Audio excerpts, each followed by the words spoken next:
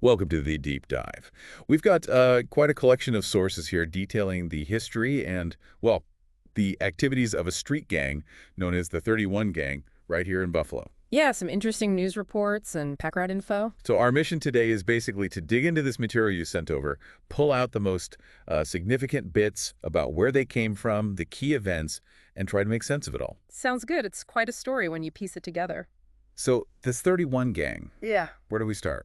Early 2000s, East Buffalo. exactly. Founded in the early 2000s, their main turf seems to be the Broadway Fillmore area, though there are mentions of Willard Park, too. Mostly African-American members, according to the sources. Okay. And the name 31 Gang, that's the first thing that kind of caught my eye.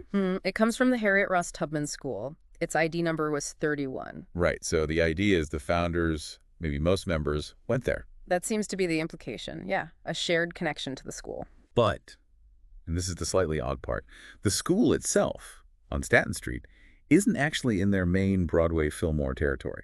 Yeah, that's a detail that definitely makes you pause. It's geographically separate. So why pick that name? Any thoughts?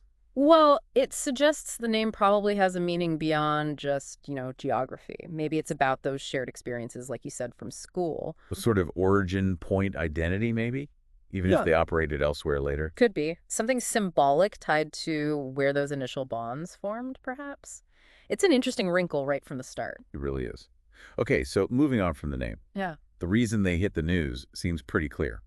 Drug trafficking. Oh, yeah, definitely. The sources talk about numerous kilograms of cocaine and crack cocaine, significant quantities. Numerous kilograms. It's not small scale. In And this was mainly, what, 2008, 2009? That's the time frame highlighted, yeah. Yeah. 2008 to 2009.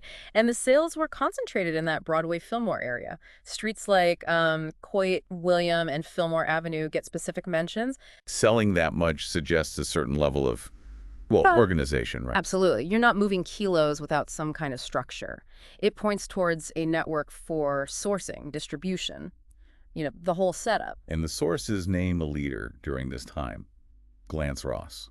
That's right. Glance Ross is identified as the leader then, which reinforces that idea of a hierarchy. And the consequences were severe. We're talking serious prison time. Someone named Adrian facing, what, 40 years to life? Yeah, 40 to life. That kind of sentence really underlines the seriousness of the charges. It shows how heavily this kind of activity is treated by the justice system. Definitely brings home the gravity. And then things escalate, right?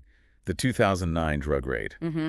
A major raid targeting 31 gang members. And crucially, an FBI agent was shot and wounded during that raid. Yes, that's a huge deal. It signals a dangerous situation and likely a higher level of concern from law enforcement. FBI involvement itself suggests it wasn't just a local police matter anymore. Exactly. It points to the scale, maybe interstate connections, or just the level of violence perceived. It takes things up a notch. Okay, so serious drug operation, violence involving federal agents, and then there's this twist I wasn't expecting. Ah, you mean the connection to professional sports? Yeah, Damone Brown. Buffalo native, played pro basketball for the Reno Bighorns, arrested. Linked to a cocaine trafficking ring. And this ring apparently stretched from Reno, Nevada, all the way back here to Buffalo. Wow. How does a pro athlete get tangled up in something tied to a Buffalo street gang? It's surprising, isn't it? It raises all sorts of questions, maybe financial motives, maybe using connections. Laundering money, expanding reach. Could be any number of things. It just shows how these criminal networks can sometimes intersect with worlds you wouldn't normally associate them with. It's definitely an unexpected element in the story. It really is. And just so we're clear on where this is coming from, the sources you provided are mostly news articles, right?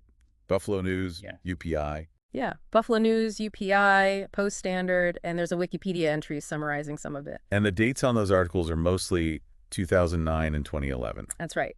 So it's important to remember we're seeing a snapshot largely framed by law enforcement actions and reporting around that specific time. Right. It's not necessarily the whole deep history, but it's what was being reported then. Precisely. It gives us a picture centered on those key events. Okay, so let's try to wrap this up. What are the main takeaways from these sources about the 31 Gang? Well, we see a group starting in the early 2000s naming themselves after a school outside their main territory. Then getting deep into drug trafficking, specifically cocaine and crack, in Broadway Fillmore around 2008, 2009. Which led to, very serious consequences, long prison sentences, and that incredibly serious incident where an FBI agent was wounded during a raid.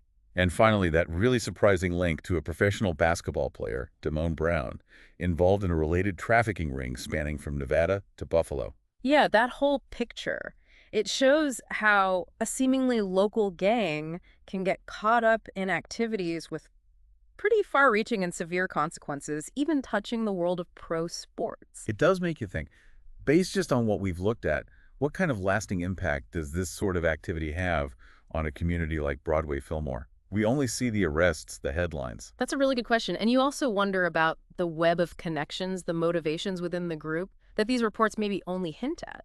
What does this snapshot tell us about the bigger picture of gangs in cities like Buffalo? Definitely food for thought.